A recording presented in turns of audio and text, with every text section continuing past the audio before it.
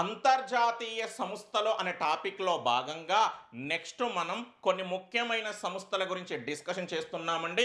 మరి వాటిలో first one G4 అయితే, సెకండ్ వన్ G5 అయితే, థర్డ్ వన్ G7 అయితే, ఫోర్త్ వన్ G8 అయితే, fifth one G20, G4, G5, G7, G8 and G20.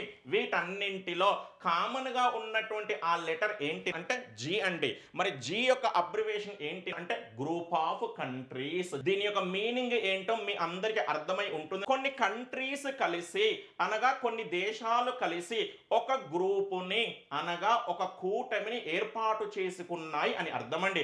అందుకే ఆ కూటమిలను లేదా ఆ సంస్థలను ఏ పేరుతో పిలుస్తాం అంటే గ్రూప్ ఆఫ్ కంట్రీస్ అనేటువంటి పేరుతో పిలుస్తాము అండి. ఇక్కడ చూడండి, 4 దేశాలు కలిసి ఒక కూటమిగా ఏర్పడ్డాయి కాబట్టి దాన్ని G4 అంటున్నాము. Nothing but group of 4 countries.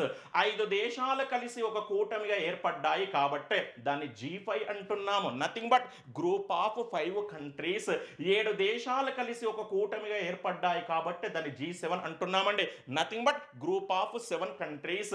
8 దేశాలు కలిసి ఒక గ్రూపుగా ఏర్పడ్డాయి కాబట్టి దాన్ని G8 అంటున్నామండి. Nothing but group of 8 countries. Final గా 20 దేశాలు కలిసి ఒక కూటమిని ఏర్పాటు చేసుకున్నాయి కాబట్టి దాన్ని ఏమంటున్నాం అంటే G20. Nothing but group of 20 countries. వీటన్నింటికి సంబంధించి మీ అందరికీ ఫస్ట్ ఆఫ్ ఆల్ 2 అంశాలపైన క్లారిటీ ఉండాలి అండి. మరి అందులో ఫస్ట్ క్లారిటీ ఏంటి అంటే G7 మరియు G8 అనేటువంటి ఈ 2 సంస్థల మధ్య ఏకైక డిఫరెన్స్ ఏంటి అంటే ఒకే ఒక్క దేశం మాత్రమే. మరి ఆ దేశం ఏంటి అంటే రష్యా. ఇప్పుడు మీ అందరికీ అర్థమై ఉంటుంది. రష్యా అనే దేశాన్ని మినహాయిస్తే ఆ కూటమిని ఏమంటాం అంటే G7 అంటామండి. అలా కాకుండా రష్యా అనే దేశాన్ని కలుపుకుంటే ఆ కూటమిని ఏమంటాం అంటే G8 అంటామండి. ఇక నువ్వు లైఫ్ లో మర్చిపోవద్దు, G7 అన్నా G8 అన్నా ఒకటే, కానీ ఈ రెండింటి మధ్య ఒకే ఒక డిఫరెన్స్ ఉంది. ఆ కంట్రీ ఏంటి అంటే రష్యా. మరి సెకండ్ క్లారిటీ ఏంటి అంటే వీటన్నింటిలో మనకు ఎవ్రీ ఇయర్ 2 కూటమిలు మాత్రమే కరెంట్ అఫైర్స్ లో ఉంటాయండి. అందులో ఒకటి G7 అయితే మరొకటి ఏంటి అంటే G20 అండి. ఇప్పుడు మనం వీటన్నింటి గురించి ఏం చేస్తాం అంటే ఒకదానితో మరొక దానిని నీట్ గా కంపారిజన్ చేసుకుంటూ చాలా డెప్త్ గా డిస్కషన్ చేయడం జరుగుతుంది. ఇందులో ఫస్ట్ ఆఫ్ ఆల్ మనం ఏ కూటమి గురించి డిస్కషన్ చేద్దాం అంటే G4 గురించి. అందుకే నోట్స్ రాసేటప్పుడు నెక్స్ట్ సైడ్ హెడ్డింగ్ ఏమని పెట్టండి అంటే G4. అసలు G4 అనేటువంటి కూటమిని 4 దేశాలు కలిసి ఎందుకోసం ఏర్పాటు చేసుకున్నాయి అంటే ఐక్యరాజ్య సమితి భద్రతా మండలిలో అనగా యునైటెడ్ నేషన్స్ సెక్యూరిటీ కౌన్సిల్లో శాశ్వత సభ్యత్వాన్ని దక్కించుకోవాలనేటువంటి ఉద్దేశంతో ఈ కూటమిని ఏర్పాటు చేసుకోవడం జరిగింది. ఇప్పుడు ఫైనల్ గా నేను మీ అందరికీ G4 అనేటువంటి కూటమి యొక్క డెఫినేషన్ ఇస్తున్నాను, జాగ్రత్త చూడండి. ఐక్యరాజ్య సమితి భద్రతా మండలిలో శాశ్వత సభ్యత్వం కోసము ప్రయత్నిస్తున్నటువంటి 4 దేశాలు కలిసి G4 అనేటువంటి పేరుతో ఒక కూటమిని ఏర్పాటు చేసుకోవడం జరిగింది. అంటే ఈ 4 దేశాలు ఐక్యరాజ్య సమితి భద్రతా మండలిలో శాశ్వత సభ్యత్వం కోసము ఏ విధంగా ప్రయత్నిస్తున్నాయండి? ఉమ్మడిగా అనగా సంయుక్తంగా ప్రయత్నిస్తున్నాయండి. మరి ఈ 4 దేశాలలో ఒక దేశం భారతదేశం అయితే, మరొక దేశం బ్రెజిల్ అయితే, ఆ తర్వాత మరో 2 దేశాలలో ఒకటి జర్మనీ అయితే, మరొకటి ఏంటి అంటే Japan. Bharat, Brazil, Germany, Japan. ఈ క్వశ్చన్ నంబర్ ఆఫ్ టైమ్స్ అడుగుతున్నాడండి. G4 అనే కూటమిలో ఉన్నటువంటి దేశం అంటున్నాడు, లేనటువంటి దేశం అంటున్నాడు. మీరు ఎంత డెడ్డీస్ గా ఆన్సర్ చేయొచ్చు అంటే ఈ 4 దేశాలలో మొదటి 2 దేశాల పేర్లు బా అనే అక్షరంతో ప్రారంభం కాగా చివరి 2 దేశాల పేర్లు జా అనే అక్షరంతో ప్రారంభం కావడం జరిగింది. అందుకే ఇప్పుడు నేను ఏం చేస్తున్నాను అంటే ఈ 4 దేశాల పేర్లని మీరందరూ ఈజీగా గుర్తుపెట్టుకోవాలనే ఉద్దేశంతో నేను ఒక చిన్న క్లూ క్రియేట్ చేస్తున్నానండి. మరి ఆ చిన్న క్లూ ఏంటి అంటే బాజా. ఇక నువ్వు లైఫ్ లో మర్చిపోవద్దు, G4 అనే కూటమిలోని 4 దేశాలు అనగానే మీకు ఏ క్లూ గుర్తుకు రావాలి అంటే బాజా అనే క్లూ గుర్తుకు రావాలి అండి. తెలుగు భాషలో బాజా అంటే ఏంటి? సౌండ్ అనగా చప్పుడు అని అర్థమండి. మరి మన క్లూలో బా అంటే ఏంటి? భారత్ బ్రెజిల్. నెక్స్ట్ జా అంటే ఏంటి? Germany Japan. ఇది నాన్న G4 అనేటువంటి కూటమికి సంబంధించినటువంటి ఎక్స్ప్లెనేషన్. ఇప్పుడు మీ అందరికీ ఇక్కడ ఒక క్లారిటీ రావాలి. ఆ క్లారిటీ ఏంటి అంటే, నేను మీకు గత క్లాస్లో ఏమని చెప్పానండి? ఐక్యరాజ్య సమితి భద్రతా మండలిలో 5 దేశాలకు శాశ్వత సభ్యత్వం ఉంది అని చెప్పానండి. కానీ ఇప్పుడు ఏమని చెప్తున్నానండి? మరో 4 దేశాలు శాశ్వత సభ్యత్వం కోసం ప్రయత్నిస్తున్నాయని చెబుతున్నాను. అంటే అంతిమంగా ఇప్పుడు నీ మైండ్ నీకు ఏమని చెప్పాల్సి ఉంటుంది అంటే, ఐక్యరాజ్య సమితి భద్రతా మండలిలోని శాశ్వత సభ్య దేశాలు అనగానే మొత్తం 9 దేశాలు గుర్తుకు రావాలి. 5ంటికి ఆల్రెడీ శాశ్వత సభ్యత్వం ఉంది, మరో 4 దేశాలు శాశ్వత సభ్యత్వం కోసం ప్రయత్నిస్తున్నాయి. ఈ 9 దేశాలు అనగానే ఏమని గుర్తుకు రావాలి? 5 + 4 అని గుర్తుకు రావాలి. ఆ 5 దేశాలకు ఏమని చెప్పాను? బిఎఫ్ ఖార్. ఇప్పుడు 4 దేశాలకు ఏమని చెప్పాను? బాజా. 9 దేశాలు అనగానే ఈ 2 క్లూస్ గుర్తుకు రావాలి. ఆ 9 దేశాల పేర్లు ఫటాఫట్ చెప్పగలగాలి. ఇప్పుడు ఆ 9 దేశాలు ఏంటి? Britain, France, China, America, Russia. మరో 4 దేశాల్లో Bharat, Brazil, Germany and Japan. ఇది G4 అనేటువంటి కూటమికి సంబంధించినటువంటి కంప్లీట్ అనాలిసిస్. ఇప్పుడు మీ మైండ్ మీ అందరికీ ఇంకా ఏమని చెప్పాల్సి ఉంటుంది అంటే, ఇప్పుడు మనం G4 అనేటువంటి కూటమి గురించి డిస్కషన్ చేసాం, కానీ గతంలోనే ఇటువంటి కూటమి గురించి ఒకటి ఆల్రెడీ డిస్కషన్ చేయడం జరిగింది. మరి ఆ కూటమి పేరు ఏంటి అంటే C4.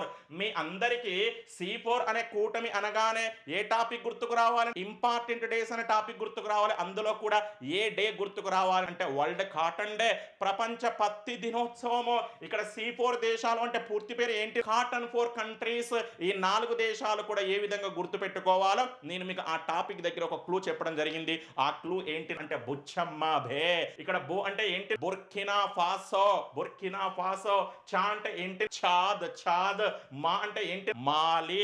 బే అంటే ఏంటి? బెనిన్. ఈ విధంగా G4 అనే కూటమి ఉంది, మరియు C4 అనేటువంటి కూటమి కూడా ఉంది. నెక్స్ట్ మరో సంస్థ.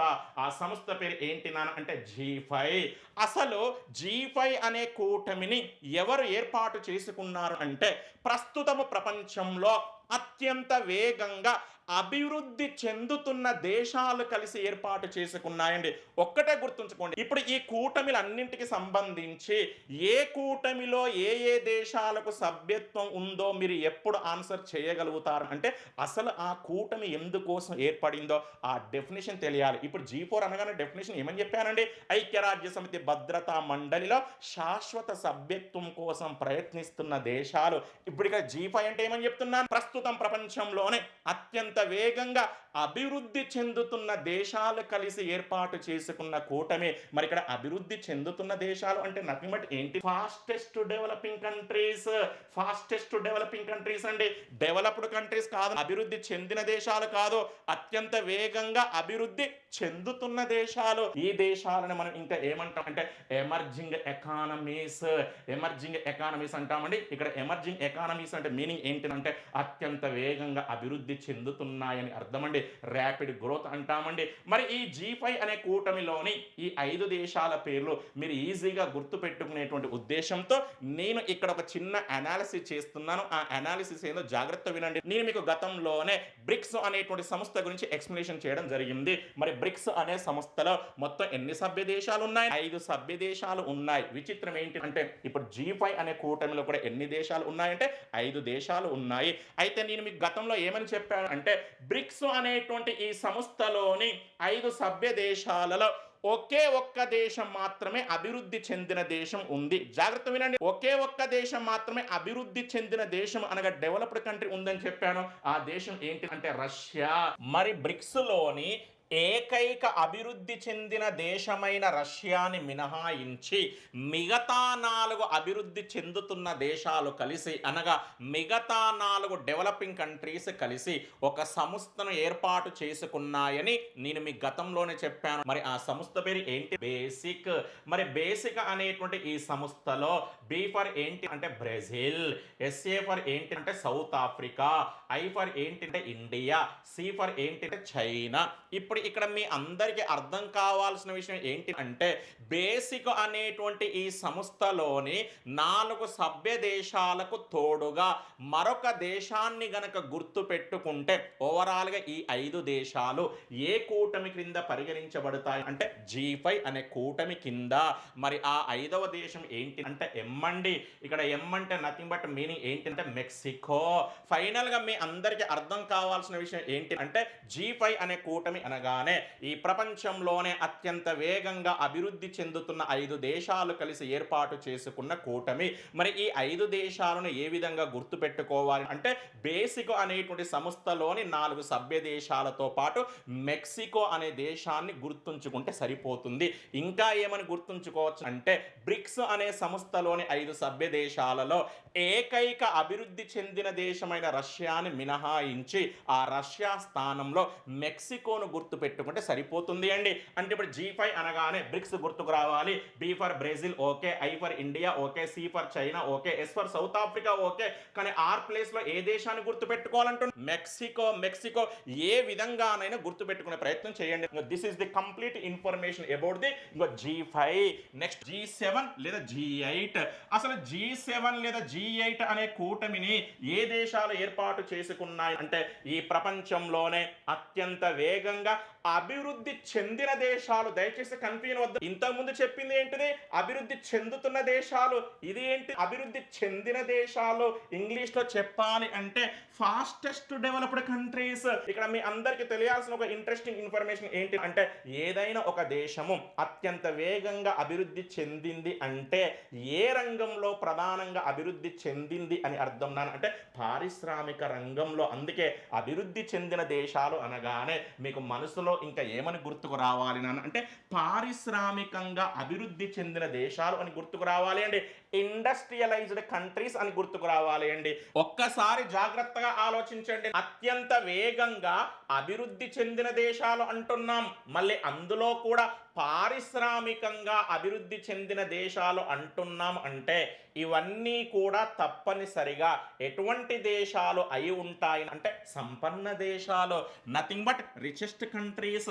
ఫైనల్ గా మీ అందరికి రావాల్సిన క్లారిటీ ఏంటి అంటే G7 కూటమిలోని దేశాలు అన్నా లేదా G8 కూటమిలోని దేశాలు అన్నా అవన్నీ కూడా ఎటువంటి దేశాలు అని గుర్తుకు రావాలి అంటే అత్యంత వేగంగా అభివృద్ధి చెందిన దేశాలు లేదా పారిశ్రామికంగా అభివృద్ధి చెందిన దేశాలు లేదా సంపన్న దేశాలు. ఇంగ్లీష్లో చెప్పాలి అంటే ఫాస్టెస్ట్ డెవలప్డ్ కంట్రీస్ లేదా ఇండస్ట్రియలైజ్డ్ కంట్రీస్ లేదా రిచెస్ట్ కంట్రీస్.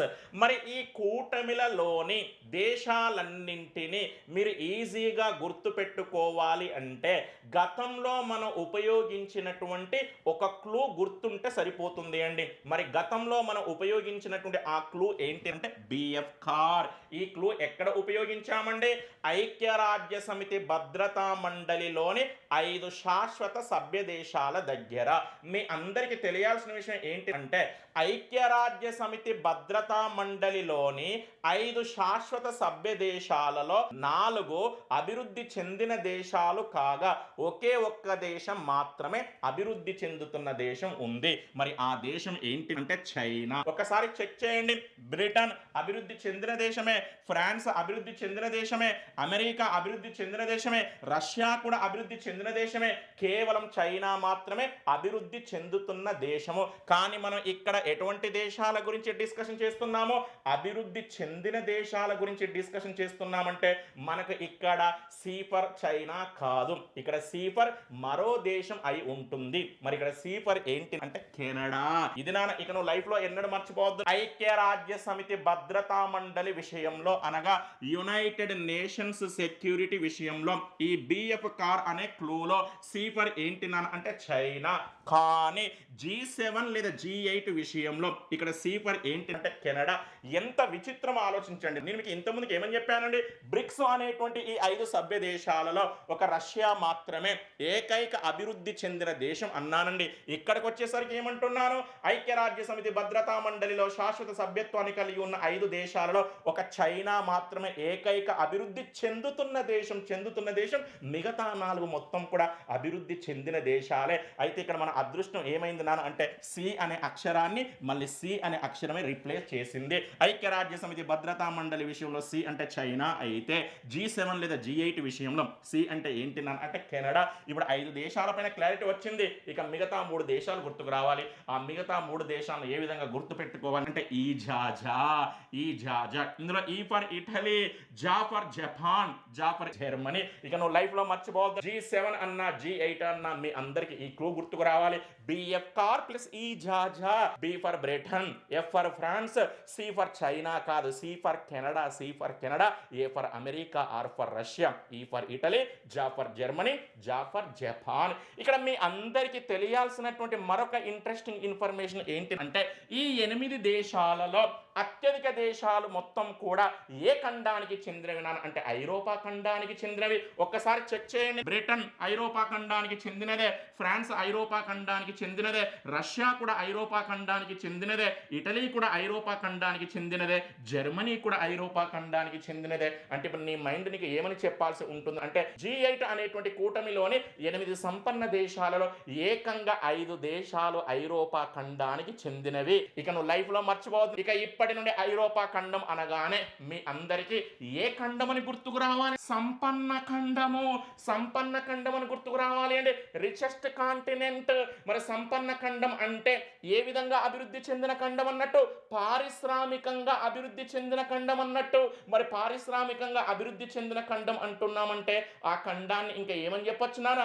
అభివృద్ధి చెందిన దేశాలను అత్యధికంగా కలిగి ఉన్న ఖండం అని చెప్పొచ్చండి. మరి ఎందుకోసం అసలు ఐరోపా ఖండం అనేది అభివృద్ధి చెందిన దేశాలను అత్యధికంగా కలిగి ఉన్న ఖండంగా మారింది, లేదా పారిశ్రామికంగా అభివృద్ధి చెందిన ఖండంగా మారింది, లేదా సంపన్న ఖండంగా మారింది నాన్న అంటే అసలు ఈ ప్రపంచం మొత్తాన్ని వలసవాద ప్రపంచంగా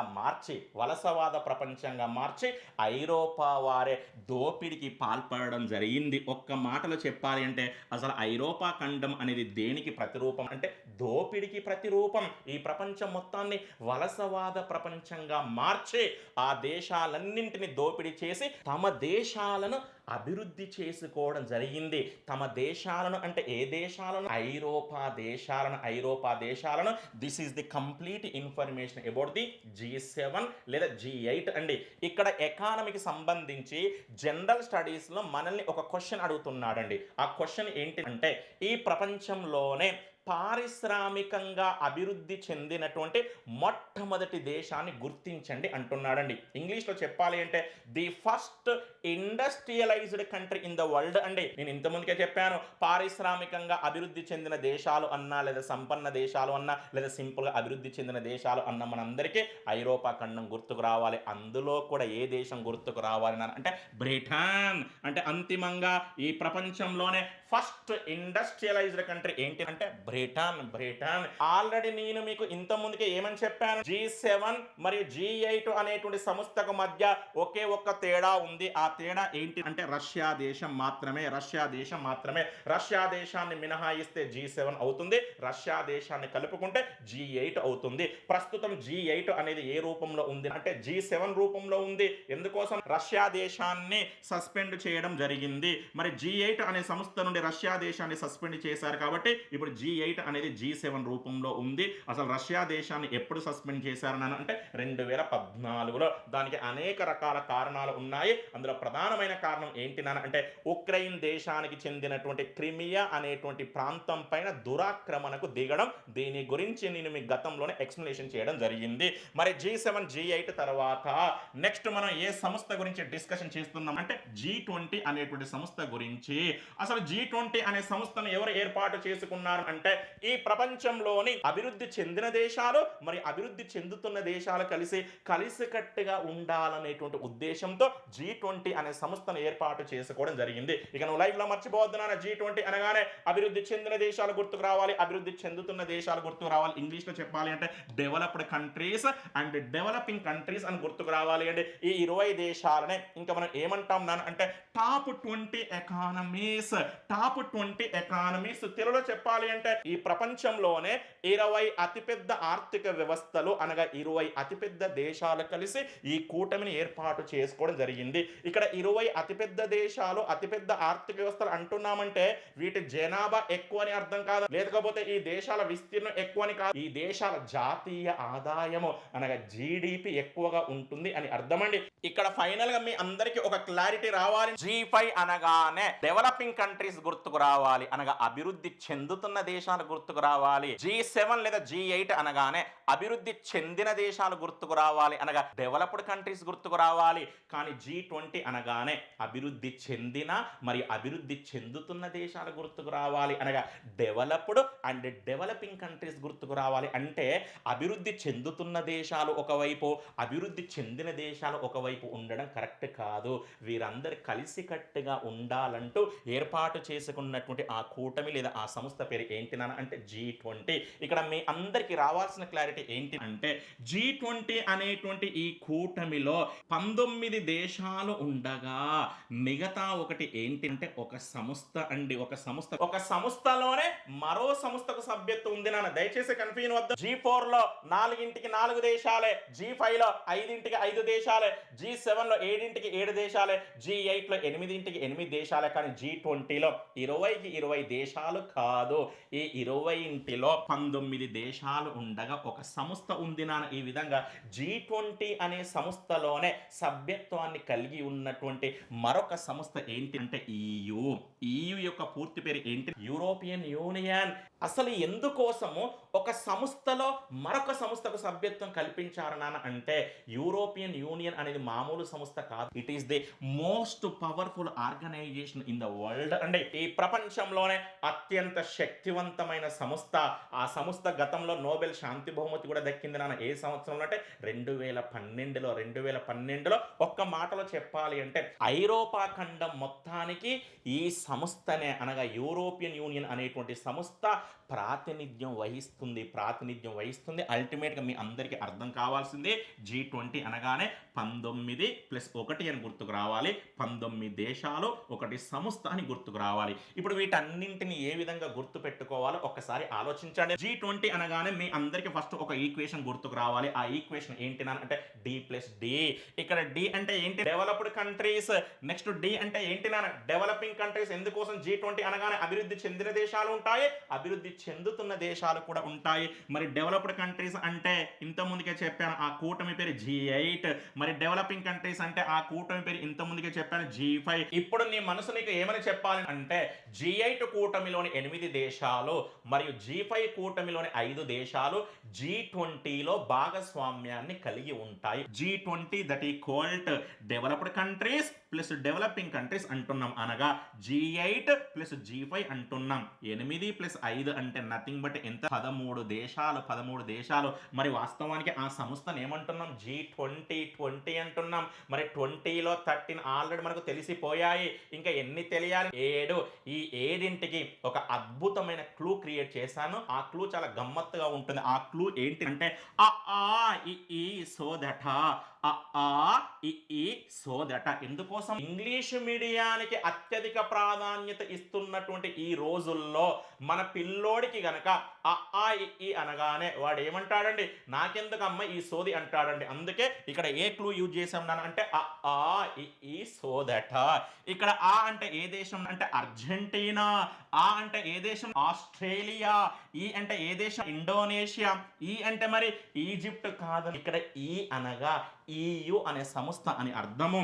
EU అనే సంస్థ అని అర్థం నథింగ్ బట్ యూరోపియన్ యూనియన్. సో అంటే నథింగ్ బట్ సౌదీ అరేబియా. దా అంటే నథింగ్ బట్ దక్షిణ కొరియా. టా అంటే నథింగ్ బట్ టర్కీ. ఆ ఫర్ అర్జెంటీనా, ఆ ఫర్ ఆస్ట్రేలియా, ఈ ఫర్ ఇండోనేషియా, ఈ ఫర్ ఈజిప్ట్ కాదు. ఈ ఫర్ ఏంటి అంటే EU nothing but European Union. సో ఫర్ సౌదీ అరేబియా, దా ఫర్ దక్షిణ కొరియా, టా ఫర్ టర్కీ. లాస్ట్ టైం వాడు ఎగ్జామ్ లో ఏ క్వశ్చన్ అడిగినాడు అంటే G20లో లేని దేశాన్ని గుర్తించండి అన్నాడండి. కథం అయిపోయింది మన పని. ఎందుకోసం? ఆ క్వశ్చన్ కి నీవు ఆన్సర్ చేయాలి అంటే G20లోని 19 దేశాల పేర్లతో పాటు యూరోపియన్ యూనియన్ అనేటువంటి సంస్థ కూడా తెలిసి ఉండాలి. ఇక ఇప్పటి నుండి మీ అందరికీ G20 అనగానే ఏ ఈక్వేషన్ గుర్తుకు రావాలి? G20 that equal to G8 plus G5 plus ఆ ఈ సో దట. మళ్ళీ ఇందులో కూడా G8 అనగానే ఏ క్లూ గుర్తుకు రావాలి? BF కార్ ఈ జాజా, B for Britain, F for France, C for China కాదన, C for Canada, A for America, R for Russia, E for Italy, జా ఫర్ జర్మనీ, జా ఫర్ జపాన్. మరి నెక్స్ట్ G5 అనగానే మనకి ఇక్కడ రెండు క్లూస్ చెప్పానండి. అందులో మొదటి క్లూ ఏంటి? బేసిక్ ప్లస్ మెక్సికో అని చెప్పాను, లేదా బ్రిక్స్ అనేటువంటి పేరును కూడా ఉపయోగించుకోవచ్చు. మరి బ్రిక్స్ లో బి ఫర్ బ్రెజిల్ అయితే ఇక్కడ ఆర్ అంటే రష్యా కాదు, ఇక్కడ ఆర్ ప్లేస్ లో మనం ఏ దేశాన్ని రీప్లేస్ చేసాము? Mexico. Next I for India, C for China, S for South Africa. ఆ తర్వాత మళ్ళీ ఈ సో దట. ఆ ఫర్ ఏంటి? అర్జెంటీనా. ఆ ఫర్ ఆస్ట్రేలియా, ఈ ఫర్ ఇండోనేషియా, ఈ ఫర్ ఈజిప్ట్ కాదు, ఈ ఫర్ ఏంటి? EU European Union. సో ఫర్ సౌదీ అరేబియా, దా ఫర్ దక్షిణ కొరియా, టా ఫర్ టర్కీ. ఇంత క్లారిటీ ఉంటే వాడు రేపు ఎగ్జామ్లో G5 అడగనివ్వండి, G7 అడగనివ్వండి, G8 అడగనివ్వండి, G20 అడగనివ్వండి, వాడు దేని గురించి అడిగినా మనం ఈజీగా ఆన్సర్ చేస్తాం. వీటన్నింటిలో కూడా అత్యంత ప్రధానమైనటువంటి కూటమి ఏంటి అంటే G20. ఎందుకోసం అంటే పేరుకే 20 అంటున్నామండి, కానీ రియాలిటీలో G20 అనేది ఏంటి అంటే ప్రపంచ దేశాలన్నింటికి ప్రతిరూపము. ప్రపంచ దేశాలన్నింటికి ప్రతిరూపము ఎందుకోసం అంటే ఈ ప్రపంచంలోని ప్రతి ఖండానికి ఈ కూటమిలో ప్రాతినిధ్యం ఉంది. ఎగ్జాంపుల్ ఆసియా ఖండం తీసుకోండి. ఆసియా ఖండం నుండి G20లో చాలా దేశాలకు ప్రాతినిధ్యం ఉంది. చైనాకు ఉంది, ఇండియాకు ఉంది, జపాన్కి ఉంది, దక్షిణ కొరియాకు ఉంది, ఇండోనేషియా దేశానికి కూడా ఉంది. ఆఫ్రికా ఖండం తీసుకోండి. ఆఫ్రికా ఖండం నుండి ఇక్కడ ఏ దేశానికి ప్రాతినిధ్యం ఉంది? దక్షిణాఫ్రికా, నథింగ్ సౌత్ ఆఫ్రికా. నెక్స్ట్ ఐరోపా ఖండం తీసుకోండి. ఐరోపా ఖండం నుండి ఇందులో చాలా దేశాలకు ప్రాతినిధ్యం ఉంది. నెక్స్ట్ ఉత్తర అమెరికా ఖండం తీసుకోండి. ఉత్తర అమెరికా ఖండం నుండి కెనడాకు ప్రాతినిధ్యం ఉంది, అమెరికాకు ప్రాతినిధ్యం ఉంది, అంతేకాకుండా మెక్సికోకు కూడా ప్రాతినిధ్యం ఉంది. నెక్స్ట్ దక్షిణ అమెరికా ఖండం తీసుకోండి. దక్షిణ అమెరికా ఖండం నుండి బ్రెజిల్కి ప్రాతినిధ్యం ఉంది, అర్జెంటీనా దేశానికి కూడా ప్రాతినిధ్యం ఉంది. అవసరమైతే ఓషియానియా ఖండం కూడా తీసుకోండి. ఓషియానియా ఖండం నుండి ఇక్కడ ఏ దేశానికి ప్రాతినిధ్యం ఉంది అంటే ఆస్ట్రేలియా. అంటే మీరు దేని పరంగా విశ్లేషించిన ప్రపంచ దేశాలన్నింటికి G20 అనేది ఒక ప్రతిరూపం లాంటిది. అవసరమైతే ముస్లిం దేశాలు తీసుకోండి. ముస్లిం దేశాల తరపున ఇందులో అనేక దేశాలకు ప్రాతినిధ్యం ఉంది. టర్కీకి ప్రాతినిధ్యం ఉంది, సౌదీ అరేబియాకు ప్రాతినిధ్యం ఉంది, ఇండోనేషియా అనేటువంటి దేశానికి కూడా ప్రాతినిధ్యం ఉంది. అవసరమైతే ఐలాండ్ కంట్రీస్ తీసుకోండి, అనగా దీవుల రూపంలో ఉన్నటువంటి దేశాలను తీసుకోండి. వాటన్నింటికి ఇక్కడ ఎవరు ప్రాతినిధ్యం వహిస్తున్నారు అంటే ఆస్ట్రేలియా ప్రాతినిధ్యం వహిస్తుంది, ఇండోనేషియా కూడా ప్రాతినిధ్యం వహిస్తుంది. అందుకే G20 అనేది అత్యంత ప్రధానమైన సంస్థ. ఎందుకోసం అంటే ప్రపంచ దేశాలన్నింటికి ప్రతిరూపం కాబట్టి. ఇప్పుడు వీటన్నింటిలో మళ్ళీ మనం G7, G8 మరియు G20 అనే కూటమిల గురించి చాలా డెప్త్గా డిస్కషన్ చేస్తున్నామండి. ఇందులో కూడా ఫస్ట్ ఆఫ్ ఆల్ మన డిస్కషన్ని దేనితో స్టార్ట్ చేద్దామంటే G8తో. అందుకే నోట్స్ రాసేటప్పుడు నెక్స్ట్ సైడ్ హెడ్డింగ్ ఏమని పెట్టండి అంటే G8 నేపథ్యం, nothing but history of G8. ఇక్కడ మీ అందరికీ తెలియాల్సినటువంటి ఒక ఇంట్రెస్టింగ్ ఇన్ఫర్మేషన్ ఏంటి అంటే G8 అనేటువంటి ఈ కూటమి యొక్క హిస్టరీ అనేది కేవలము 4 దేశాలతోనే ప్రారంభమైంది. అది కూడా ఏ సంవత్సరంలో అంటే 1973లో. 1973 మార్చి 25న 4 దేశాలు కలిసి అనధికారికంగా అనగా అనఫీషియల్గా ఒక కూటమిని ఏర్పాటు చేసుకోవడం జరిగింది. మరి ఆ కూటమి పేరు ఏంటి అంటే లైబ్రరీ గ్రూప్. మరి ఆ 4 దేశాలలో ఒక దేశం అమెరికా అయితే, రెండవ దేశం బ్రిటన్ అయితే, మూడవ దేశం ఫ్రాన్స్ అయితే, నాలుగవ దేశం ఏంటి అంటే జర్మనీ. ఈ విధంగా అమెరికా, బ్రిటన్, ఫ్రాన్స్ మరియు జర్మనీ అనేటువంటి ఈ 4 దేశాలు కలిసి ఒక కూటమిని ఏ పేరుతో అనఫీషియల్గా ఏర్పాటు చేసుకున్నాయి అంటే లైబ్రరీ గ్రూప్ అనేటువంటి పేరుతో. అసలు ఈ కూటమికి లైబ్రరీ గ్రూప్ అనేటువంటి పేరుని ఎందుకోసం పెట్టాల్సి వచ్చింది అంటే ఈ 4 దేశాలకు చెందిన నాయకులు ఒక లైబ్రరీలో సమావేశం కావడం మూలంగా. మరి ఈ 4 దేశాలకు చెందిన నాయకులు సమావేశమైనటువంటి ఆ లైబ్రరీ అనేది ఎక్కడ ఉంది నాన్న అంటే వైట్ హౌస్ లో ఉంది. నథింగ్ బట్ శ్వేత సౌధంలో ఉంది అండి. అసలు మరి వైట్ హౌస్ అనేది ఏంటి? అమెరికా అధ్యక్షుడి యొక్క అధికారిక నివాసము. Nothing but official residence of the US president. మరి అసలు వైట్ హౌస్ అనేది ఎక్కడ ఉంటుంది? అమెరికా దేశ రాజధాని అయినటువంటి వాషింగ్టన్ డీసీలో. ఫైనల్ గా మీ అందరికి రావాల్సిన క్లారిటీ ఏంటి అంటే అమెరికా దేశ రాజధాని అయిన వాషింగ్టన్ డీసీలో ఉన్నటువంటి అమెరికా అధ్యక్షుడి అధికారిక నివాసమైన వైట్ హౌస్ లో గల లైబ్రరీలో ఈ 4 దేశాలకు చెందిన నాయకులు సమావేశం కావడం మూలంగా లైబ్రరీ గ్రూపు పేరుతో అనఫీషియల్ గా ఒక కూటమి ఏర్పాటు చేయబడింది. నెక్స్ట్ మరి ఇదే 1973లో గతంలో అనధికారికంగా ఏర్పాటు చేయబడ్డటువంటి లైబ్రరీ గ్రూపులో ఒక దేశం నూతనంగా చేరడం మూలంగా G5 పేరుతో అఫీషియల్ గా ఒక కూటమి ఏర్పాటు చేయబడింది. ఈ క్లారిటీ ఉండాలి. లైబ్రరీ గ్రూప్ అనేది ఏంటి? అనఫీషియల్ అనగా అనధికారిక కూటమి. కానీ ఇక్కడ G5 అనేది ఏంటి? అఫీషియల్ అనగా అధికారిక కూటమి. మరి ఇక్కడ నూతనంగా చేరినటువంటి ఆ దేశం ఏంటి అంటే జపాన్. ఒక్క మాటలో చెప్పాలి అంటే G8 అనేటువంటి కూటమి యొక్క నేపథ్యం అనేది అనఫీషియల్ గా లైబ్రరీ గ్రూపుతో ప్రారంభం కాగా అఫీషియల్ గా ఏ కూటమితో ప్రారంభమైంది నాన్న అంటే G5 అనే కూటమితో ప్రారంభమైందండి. నెక్స్ట్ 1975 నవంబర్ 15 నుండి 17 వరకు ఫ్రాన్స్ దేశంలో నిర్వహించినటువంటి శిఖరాగ్ర సదస్సులో అనగా సమ్మిట్లో నూతనంగా ఒక దేశం చేరడం మూలంగా G5 అనే కూటమి కాస్త ఏ కూటమిగా రూపాంతరం చెందింది అంటే G6 గా. మరి ఇక్కడ నూతనంగా చేరినటువంటి ఆ దేశం ఏంటి అంటే ఇటలీ. నెక్స్ట్ 1976 జూన్ 27 నుండి 28 వరకు అమెరికా దేశానికి చెందినటువంటి ప్యూర్టోరికా అనే ప్రాంతంలో నిర్వహించినటువంటి శిఖరాగ్ర సదస్సులో మరో దేశం నూతనంగా చేరడం మూలంగా G6 అనేటువంటి కూటమి కాస్త ఏ రూపాంతరాన్ని సంతరించుకుంది అంటే G7. మరి ఇక్కడ నూతనంగా చేరినటువంటి ఆ దేశం ఏంటి? కెనడా. నెక్స్ట్ నాన్న 1998 మే 15 నుండి 17 వరకు బ్రిటన్ దేశంలో నిర్వహించినటువంటి శిఖరాగ్ర సదస్సులో మరో దేశం నూతనంగా చేరడం మూలంగా G7 అనేటువంటి కూటమి కాస్త ఏ రూపాన్ని సంతరించుకుంది నాన్న అంటే G8. మరి ఇక్కడ నూతనంగా చేరినటువంటి ఆ దేశం ఏంటి అంటే రష్యా. ఈ విధంగా అమెరికా, బ్రిటన్, ఫ్రాన్స్, జర్మనీ అనేటువంటి 4 దేశాలు అనధికారికంగా లైబ్రరీ గ్రూపు పేరుతో ఒక కూటమిని ఏర్పాటు చేసుకున్నాయి. ఆ కూటమిలో జపాన్ అనే దేశం చేరడం మూలంగా G5 పేరుతో అధికారికంగా ఒక కూటమి ఆవిర్భవించింది.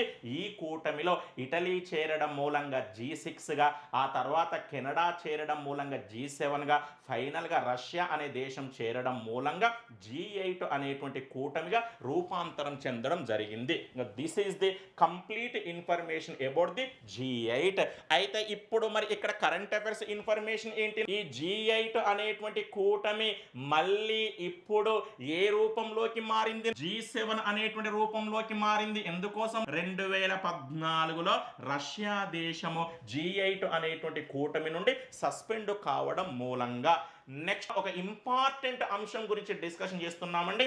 ఆ అంశం ఏంటి అంటే G7 అనేటువంటి కూటమి యొక్క విస్తరణ. ఇది కంపల్సరీ ఈ సంవత్సరం ఎక్స్పెక్టెడ్ పెట్టండి. అందుకే నోట్స్ రాసేటప్పుడు నెక్స్ట్ సైడ్ హెడ్డింగ్ ఏమని పెట్టండి అంటే G7 విస్తరణ. ఇంగ్లీష్లో సింపుల్గా ఏమంటున్నారు అంటే ఎక్స్పాన్షన్ ఆఫ్ G7. ఇక్కడ మీ అందరికీ తెలియాల్సిన విషయం ఏంటి అంటే G7 అనేటువంటి కూటమిని విస్తరించి ఇంకా కొన్ని ముఖ్యమైన దేశాలకు అందులో సభ్యత్వం సభ్యత్వం కల్పిస్తే బాగుంటుంది అని అనేక దేశాలు మరియు అనేక మంది ప్రముఖ వ్యక్తులు ప్రతిపాదిస్తున్నారండి. అందులో ప్రధానమైన ప్రతిపాదన ఎవరు చేశారు నాన్న అంటే అమెరికా మాజీ అధ్యక్షుడైనటువంటి డొనాల్డ్ ట్రంప్. డొనాల్డ్ ట్రంప్ కూడా ఈ ప్రతిపాదన ఎప్పుడు చేశాడు అంటే 2020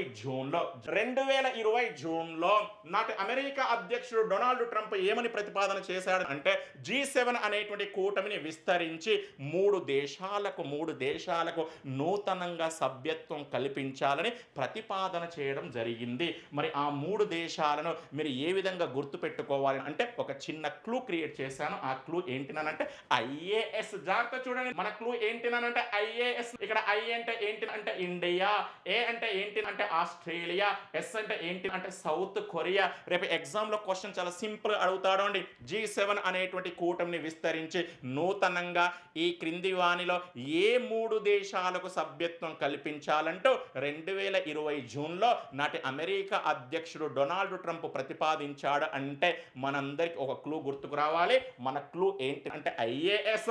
I for India, A for Australia, S for South Korea. మరి డొనాల్డ్ ట్రంప్ ప్రతిపాదించిన విధంగా ఈ మూడు దేశాలకు గనక G7 అనే కూటమిలో సభ్యత్వం దక్కితే అప్పుడు G7 అనేటువంటి కూటమి కాస్త ఏ రూపాన్ని సంతరించుకుంటుంది నాన్న అంటే G10, group of 10 countries, G10 అనే రూపాన్ని సంతరించుకుంటుంది.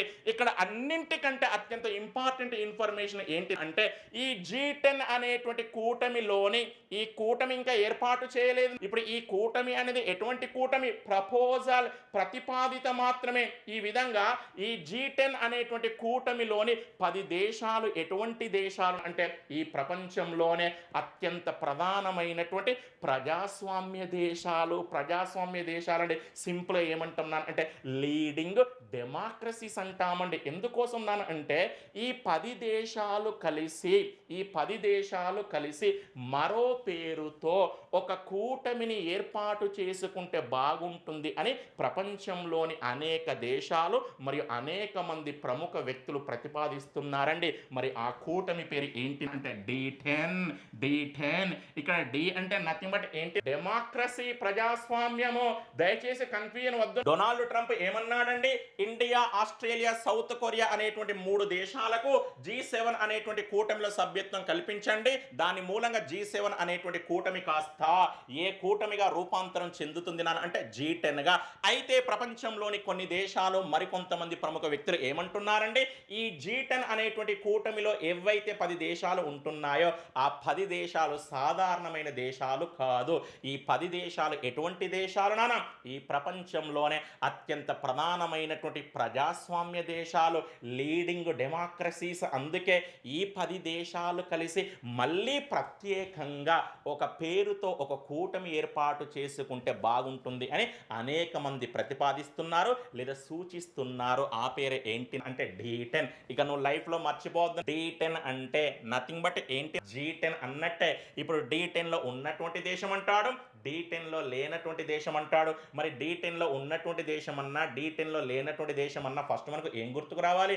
G10 గుర్తుకు రావాలి. ఇక్కడ G10 అంటే అంతకుముందు ఏం గుర్తుకు రావాలి? G7 + 3 గుర్తుకు రావాలి. అసలు G7 అంటే నేను క్లూ ఏమని చెప్పాను? బిఎఫ్ కార్ ఈజాజా. అది వాస్తవానికి G8 కు సంబంధించినటువంటి క్లూ అండి. అందులో ఏ దేశాన్ని మినహాయించాలి? రష్యా దేశాన్ని మినహాయించాలి. ఆ తర్వాత మరో 3 దేశాలను నూతనంగా యాడ్ చేసుకోవాల్సి ఉంటుంది. ఆ 3 దేశాలు ఏంటివి అంటే ఐఏఎస్. అంతేకాకుండా డొనాల్డ్ ట్రంప్ మరొక ప్రతిపాదన కూడా చేయడం జరిగింది. ఆ ప్రతిపాదన ఏంటి అంటే రష్యా దేశంపై ఉన్నటువంటి సస్పెన్షన్ ని ఎత్తివేయాలి, తిరిగి రష్యా దేశానికి సభ్యత్వం కల్పించాలి. ఈ 3 దేశాలతో పాటు రష్యా దేశానికి కూడా తిరిగి సభ్యత్వాన్ని కల్పించాలని డొనాల్డ్ ట్రంప్ ప్రతిపాదించడం జరిగింది. దాని మూలంగా ఈ కూటమి కాస్త ఏ రూపాన్ని సంతరించుకుంటుంది అంటే G7 + 3 కంట్రీస్ ప్లస్ ఏంటి అంటే రష్యా ఫైనల్గా ఏ రూపాన్ని సంతరించుకుంటుంది అంటే G11. ఇవన్నీ కూడా ఏంటివి? ప్రతిపాదనలు అనగా ప్రపోజల్స్ మాత్రమే. మ్యాక్సిమం ఈ సంవత్సరం ఇక్కడి నుండి ఒక క్వశ్చన్ ఎక్స్పెక్టేషన్ చేయవచ్చండి. వీటన్నింటిలో అత్యంత ప్రధానమైన అంశం ఏంటి అంటే D10. ఇక నువ్వు లైఫ్లో మర్చిపోవద్దు. D10 అంటే ఏమని గుర్తుకు రావాలి? ఈ ప్రపంచంలోనే అత్యంత ప్రధానమైనటువంటి 10 ప్రజాస్వామ్య దేశాలు కలిసి ఒక కూటమిగా ఏర్పాటు చేసుకోవాలని చేసినటువంటి ఒక ప్రతిపాదిత కూటమి అని గుర్తుకు రావాలి అండి. ఆ D10లో డి అంటే ఏంటి అంటే డెమోక్రసీ లేదా డెమోక్రసీస్ అండి. నెక్స్ట్ మనం దేని గురించి డిస్కషన్ చేస్తున్నామంటే G20 అనేటువంటి సంస్థ గురించి. అందుకే నోట్స్ రాసేటప్పుడు నెక్స్ట్ సైడ్ హెడ్డింగ్ ఏమని పెట్టండి నాన్న అంటే G20. ఫస్ట్ ఆఫ్ ఆల్ మీ అందరికీ తెలియాల్సిన విషయం ఏంటి అంటే G20 అనేటువంటిది ప్రధానంగా ఎటువంటి సంస్థ అంటే ఒక ఆర్థిక సంస్థ. మరి ఇది మామూలు ఆర్థిక సంస్థ కాదు. ప్రపంచ దేశాల మధ్య ఆర్థిక సహకార సమన్వయాన్ని పెంపొందించడంతో పాటు ప్రపంచ ఆర్థిక పురోగతికి ఎనలేని కృషి చేసేటువంటి సంస్థ. ఈ ఇన్ఫర్మేషన్ మీకు అర్థమైనా కాకపోయినా పర్లేదు, కానీ ఇప్పుడు నేను చెప్పేటువంటి సింగిల్ స్టేట్మెంట్ గుర్తుంచుకోండి. ఆ సింగిల్ స్టేట్మెంట్ ఏంటి అంటే ప్రపంచ ఆర్థిక వ్యవస్థను ప్రభావితం చేస్తున్నటువంటి ఏకైక ఆర్థిక సంస్థ లేదా ఏకైక ఆర్థిక కూటమి ఏంటి అంటే G20. దీని మీనింగ్ ఏంటి? G20 అనేటువంటి కూటమిలో తీసుకునేటువంటి నిర్ణయాలు కేవలము ఆ 20 దేశాలను మాత్రమే ప్రభావితం చేయవు, ఈ ప్రపంచం మొత్తాన్ని ప్రభావితం చేస్తాయండి. G20లో తీసుకునేటువంటి నిర్ణయాలన్నీ కూడా ప్రపంచం మొత్తాన్ని ప్రభావితం చేస్తాయి. అందుకే ఈ ప్రపంచ ఆర్థిక వ్యవస్థను ప్రభావితం చేసేటువంటి సంస్థ ఏంటి అంటే G20. ఒక బెస్ట్ ఎగ్జాంపుల్ చెప్తానండి. నరేంద్ర మోడీ ప్రధానమంత్రి పదవి చేపట్టిన తర్వాత మన భారతదేశ ఆర్థిక వ్యవస్థలో అనేక సంస్కరణలు ప్రవేశపెట్టడం జరిగింది. అసలు భారత ప్రధానమంత్రి నరేంద్ర మోడీ మన దేశ ఆర్థిక వ్యవస్థలో అన్ని సంస్కరణలు ప్రవేశపెట్టడానికి కారణం ఎవరు అంటే G20. కేవలము G20లో చేసినటువంటి ఒక తీర్మానం మూలంగానే నరేంద్ర మోడీ అత్యధిక విలువ కలిగినటువంటి అనగా పెద్ద విలువ కలిగినటువంటి నోట్లను రద్దు చేసి వాటి స్థానంలో నూతన నోట్లను ప్రవేశపెట్టాల్సి వచ్చింది. అసలు ఇటువంటి ఒక సంస్థను ఏర్పాటు చేయడానికి ప్రధానమైన కారణం ఏంటి అంటే ఆర్థిక సంక్షోభాలను నివారించడం, ఇంకా పరోక్షంగా చెప్పాలి అంటే ప్రపంచ ఆర్థిక రంగాన్ని కాపాడటం. ప్రపంచ ఆర్థిక రంగాన్ని కాపాడటం. నెక్స్ట్ అసలు ఈ G20 అనేటువంటి ఒక కూటమిని ఏ సంవత్సరంలో ఏర్పాటు చేశారంటే 1999 సెప్టెంబర్లో. ఇది చాలా ఇంపార్టెంట్ ఇయర్ అండి, 1999 సెప్టెంబర్.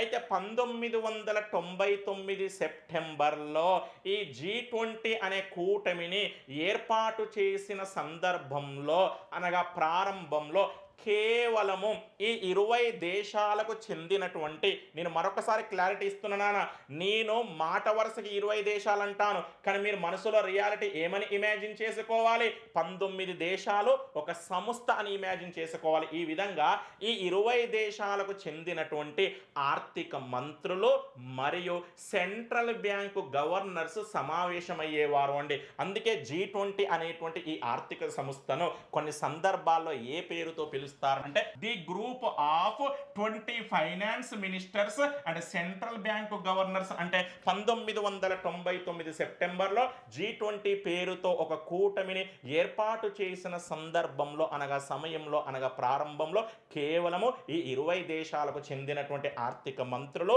మరియు కేంద్ర బ్యాంకు గవర్నర్లు మాత్రమే సమావేశమయ్యేవారు. ఒక్కసారి లాజికల్గా ఆలోచించండి. ప్రతి దేశం యొక్క ఆర్థిక మంత్రి మరియు ప్రతి దేశానికి సంబంధించినటువంటి సెంట్రల్ బ్యాంక్ యొక్క గవర్నర్ సమావేశం అవుతున్నారు అంటే అక్కడ తీసుకునే నిర్ణయాలు మొత్తం కూడా దేనికి సంబంధించినవి? ఆర్థిక రంగానికి. అందుకే మనం G20ని ఏమంటున్నాను అంటే ప్రపంచ ఆర్థిక వ్యవస్థను ప్రభావితం చేసేటువంటి ఒక ప్రధానమైనటువంటి ఆర్థిక సంస్థ. నేను మీకు ఆపరేషన్స్ అనేటువంటి టాపిక్ దగ్గర చెప్పాను.